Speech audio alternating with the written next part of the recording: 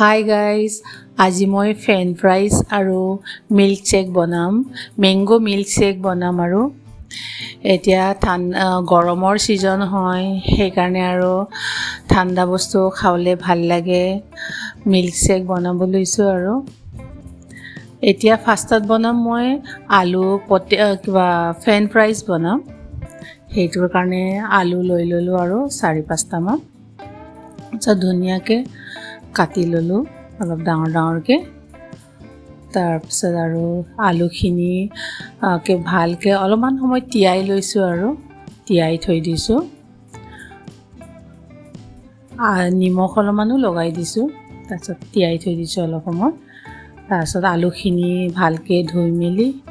তাৰপিছত আৰু অলপমান শুকাই দিছোঁ আৰু ড্ৰাই কৰি দিছোঁ পানীবিলাক অলপমান গুচিবৰ কাৰণে আৰু অলপমান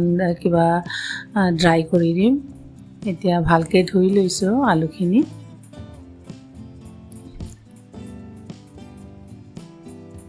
অলপমান শুকাই দিছোঁ আৰু 1 মিনিটমান এনেই ফেনৰ তলতে থৈ দিছোঁ শুকাই যোৱাৰ পিছত তাত মই কৰ্ণফ্লাৱাৰ আৰু ময়দা লগাই দিম অলপমান কুৰকুৰীয়া টাইপৰ হ'ব আৰু সেইকাৰণে কৰ্ণফ্লাৱাৰটো তাতে অলপ সানি দিছোঁ আৰু ময়দা অলপো লগাই দিছোঁ অলপমান মিক্স কৰি দিছোঁ ভালকৈ তেলখিনি অলপমান গৰম হ'ব দিলোঁ আৰু তাৰপিছত আৰু ফ্ৰেঞ্চ ফ্ৰাইজখিনি অলপমান ভালকৈ ফ্ৰাই কৰি ল'ম ৰঙচুৱাকৈ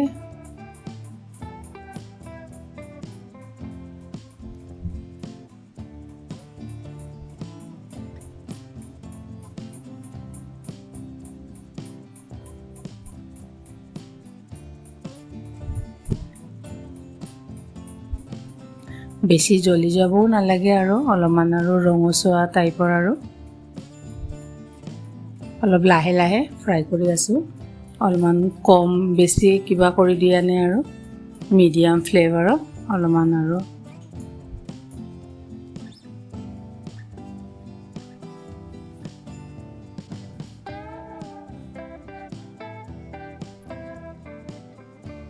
প্ৰায় হৈছে আৰু আলুখিনি ফ্ৰাই কৰা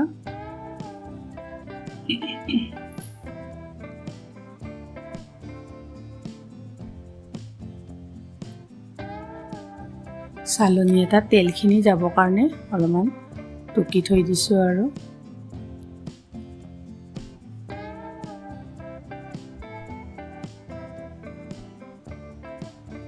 অলৰেডি মোৰ ৰেডি হৈ গ'ল কুৰকুৰীয়া টাইপৰে হৈ গ'ল আৰু ইমান ধুনীয়া হ'ল তাৰপিছত সেইটো আপুনি চাহৰ লগতো খাব পাৰে তাৰপিছত জুচৰ লগতো খাব পাৰে এতিয়া গৰমৰ দিন কাৰণে আৰু আমি জুচৰ লগতে খাওঁ আৰু ৱাটাৰমেলন এইটো মোৰ অলৰেডি হৈ গ'ল ফ্ৰেঞ্চ ফ্ৰাইজ বনোৱা এতিয়া মই বনাম মিল্কশ্বেক মেংগোৰ লগত আৰু আমৰ লগত এতিয়া আমৰ ছিজন হয় ন সেইকাৰণে আৰু আমৰ লগতে বনাম আৰু ইমান গৰমো পৰিছে সেইকাৰণে আমো লৈ ল'লোঁ আমখিনি ধুনীয়াকৈ বাকলিখিনি গুচাই লৈছোঁ গুচাই মেলি আৰু অলপ ভালকৈ সৰু সৰুকৈ কাটি লৈছোঁ মিক্সিত গুড়ি কৰিবৰ কাৰণে 3টামান মই আম লৈ লৈছোঁ আৰু তাৰপিছত আৰু সেইখিনি মিক্সিতে গুড়ি কৰি ল'ম অলপমান গাখীৰ দি দিছোঁ ফাৰ্ষ্টত গুড়ি কৰিবৰ কাৰণে আৰু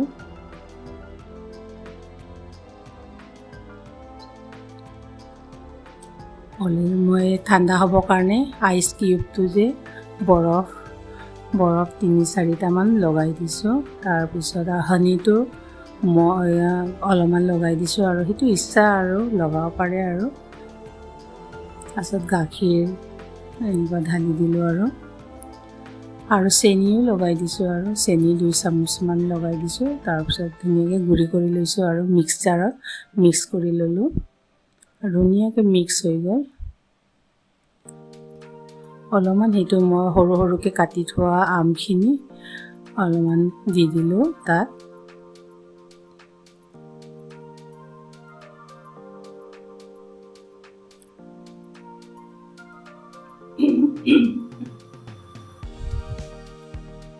আৰু গাখীৰ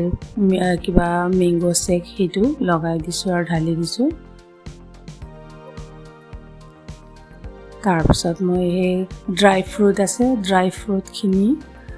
তাৰ ওপৰতে সজাই দিম আৰু তাৰ ওপৰত অলপমান কিবা আইচক্ৰীম লগাই দিছোঁ, ভেনিলা আইচক্ৰীম,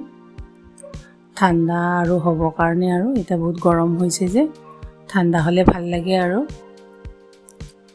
তাৰপিছত আৰু তাত ড্ৰাই ফ্ৰুটছ লগাই দিছোঁ। আপুনি যিকোনো ড্ৰাই ফ্ৰুটেই লগাব পাৰে আৰু নিজৰ ইচ্ছামতে।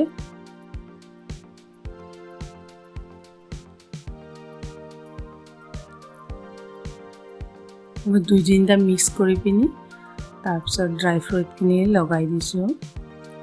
আৰু চেৰি ওপৰতে দি দিলোঁ।